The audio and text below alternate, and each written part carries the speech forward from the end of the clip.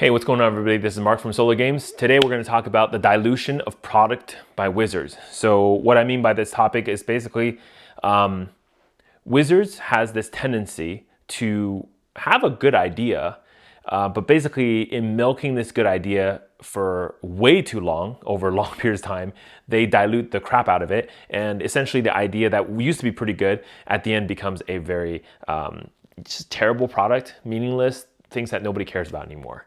On the whiteboard here, I have a couple examples of that, but basically we'll kind of use this and talk through a couple of what I mean by this. So maybe this will help you if you're, player, whatever, if you're an investor, you're buying boxes, it should give you a little bit of guidance into how Wizards do things.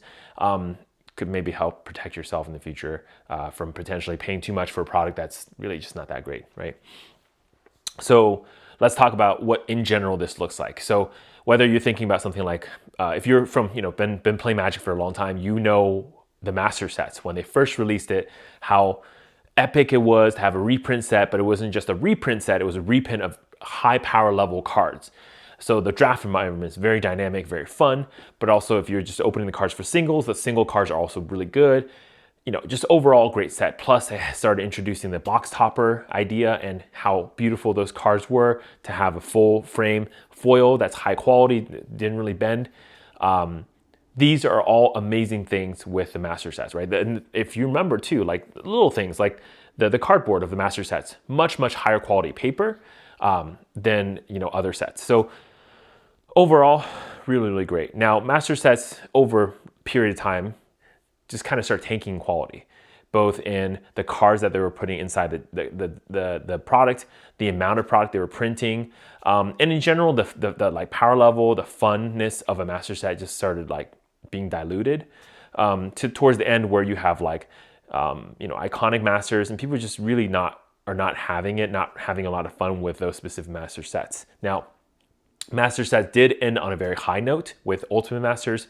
From all my friends who play it, from myself having experience and played it a couple times, Ultimate Masters is a very good set, a very high power level, very unique cards. I think in general, very cool. Very happy with Ultimate Masters in general. But again, that's the exception, not the rule.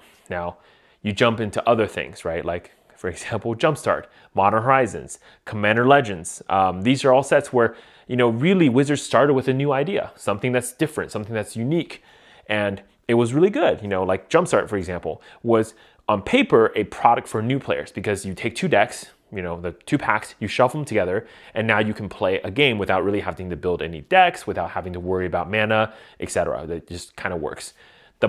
And overall, that's a great idea for new players, but it also hit home for more advanced players because the cards in the set is actually very worth it. Now, there were key reprints. For example, like I think Ristic Study, for example, was reprinted in Jumpstart.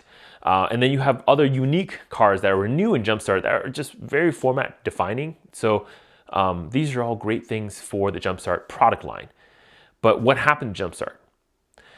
Aside from Jumpstart 2022, which is going to be released very soon, there was Jumpstart Dominaria United, Jumpstart Brothers War. And these products, as soon as they hit the market and people realize what's inside them, they're total garbage. They're basically starter decks or theme decks, whatever you want to call them. It's just for beginners. It's really not going to have any unique cards. But they use the same line, the name Jumpstart. And really the only connection between Jumpstart 1 and these Jumpstart Brothers War or Dominaria United is just they share a name. There's really no similarity. It's not even the same product, right? And so that drives a lot of confusion in the market for people. And I don't understand why Wizard does this, because essentially they can have a very good product line that has a lot of faith and goodwill and people like it, and then they dilute it themselves right away by putting crappy things in and calling it Jumpstart. It just doesn't make any sense. Now, that's going to hurt them really poorly for Jumpstart 2022. Again, the set is already out there. I think the previews are done. I didn't even look at the cards because I just don't care. I'm sure it'll be closer to Jumpstart 1, but the problem is it's going to have the same Modern Horizons problem, which is Modern Horizons 2 is like Modern Horizons 1, except it's just a little bit less of everything. It's not as high power level. It's just the cards are not as good. They're taking the more safer route with respect to those cards. And that just makes the excitement, it's not really part of the product. I don't know how Jumpstart 2022 will sell long term, but again, it's just because it's not the first of that product line. In general, that excitement is different. Everything about it is a little bit different, shifted, if you will. Let's talk about things like, Commander Legends, right? Similar to Jumpstart. Commander Legends 1 was a great product. If you ever played it, if you haven't played it, go play it. It's really fun. You can build really nice commander decks, during the draft. It's just interesting. And then, of course, the cards inside the packs are very valuable as well, with, again, key reprints and key new cards. And then, of course, Commander Legends Baldur's Gate is bearing the Commander Legends name, but in no way it's actually, the same way that it was engineered for Commander Legends 1. In the sense that, it was very focused on Dungeons & Dragons, which, again, I'm not going to knock that product line, but so far we've had 2 Dungeons & Dragons products, and both of them have basically failed. Should be a good indicator that while the theme is all the same, that maybe players just don't really want Dungeons & Dragons in Magic, or at least not the way that's being presented. Maybe the cards have to be reworked or just better or something. I don't know. But yeah, it's the same thing, right? You're borrowing the Commander Legends name, but it's nothing like that at all. Especially because the set that followed Commander Legends Baldur's Gate was Double Masters. And Double Masters had all the Commander Legends Commander reprints that players wanted, but in a master set that cost way more, right? And the thing is, had Commander Legends came out, Baldur's Gate came out, and been at the what they call premier set pricing, so your standard like Streets of New Capenna, those kind of pricing, I think it would have been fine. The problem is they charge the Modern Horizons pricing, right? The 150 to 200 per box of draft boosters, etc., and 250 to 300 for the collector's booster. And what essentially that did was, well, it told the market, it signaled that, hey, this set is going to be really, really good. The power level's here. The cost is justified for the cards inside. But it wasn't at all. So as soon as that illusion shattered, that's why Commander Legends tanked the way it did. That's why those products did not sell. And that's exactly what's happened, essentially, in the market. In fact, just like yesterday, I picked up 4 more draft boosters of Commander Legends, for I think like $70 a piece or something, and then I got additional 15% cash back, whatever. So that's just the way it is right now for these sets. Yeah, and then other things like unsets, right? So I looked at Unfinity as the first of its kind. So in general, when I think about putting money or putting a decent, serious amount of money into a product, what I often think about is putting that money into the first of that product. And the reason I say this is because I am fairly certain that Wizard does come up with good ideas. The problem is what happens to those good ideas long term. So especially the first of something, right? So the Unfinity set is the first unset to have black border cards or have all cards be black border, and there's Acorn, this whole introduction of things, but also, there are internal legal cards in Unfinity. That is going to matter long term. Now, short term, everyone's going to look at it and say, it's a crappy set. No card's worth anything. It's unset just like before. But I'm pretty sure long term, once some cards get solved or something happens, these cards are going to be unique. And if nothing else, they're going to be the first of something. And if Unfinity is such a failure, they will never do it again where unsets are in black border, which, by the way, that's I suspect it's going to be the other way, where now that all unsets are now in black border, they will never go back to silver again, rather than going back to silver, etc. The Acorn thing's here to stay. The black border thing for unsets of the future is going to be here to stay. I'm 99% sure that's going to be true. But in the future, when you see other cards, you may then look back at the unset Unfinity and say, oh, you know what? Actually, that card is pretty good.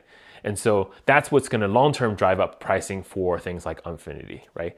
Again, if you don't believe me on this product, or if you don't believe me on this topic, then look at what happened with Double Masters. When they restarted the Masters sets with Double Masters, what happened to the singles market? What happened to the packs? What happened to the cards and the booster boxes? I mean, had you been lucky to get those boxes in the beginning when they were first going on sale, even at 300, you probably would be totally fine right now, right? Because I think most of those boxes have at least doubled on the market, if not a little bit more than that. The individual packs, of course, have also gone up in price.